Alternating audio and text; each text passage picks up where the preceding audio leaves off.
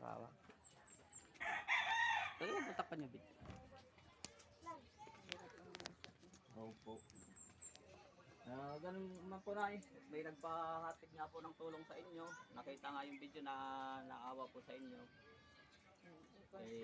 May bibigay po ako sa inyo na konting tulong. Sana magustuhan nyo. Kahit paano konti man, malaking bagay na rin po. Kung totoosin kasi tinulungan tayo ng mula sa puso. Kaya tanggapin niyo rin po. Salamat. At may kunting bigas po yan sa loob. Salamat. Maraming salamat. Ayan po, ang bigay kay Nanay Elena.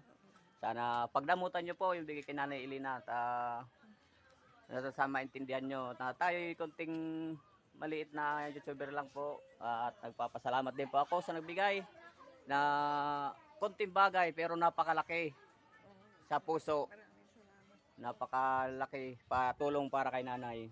Ayan. Si Nanay. Parang naluluha pa si Nanay. Natutuwa. Si Nanay natutuwa sa ano na tears of joy lang po yan, Nanay. Naluluha si Nanay kasi natutuwa siya. Kaya maraming salamat po sa nagbigay. Sana sa susunod po yung may magagandang puso dyan. Mga katulong kay Nanay. Sana po ito ang dapat natin tulungan. Biruin nyo, 74 years old na nangangalakal ng basura para sa kanyang mga apo. Nakakahabag ng puso. Nag-aaral. Mga matatalino naman yun. Mabuti na lang po at ang kanyang mga anak at saka may mga apo nakakasuporta rin po sa kanya. Kaya maraming salamat po.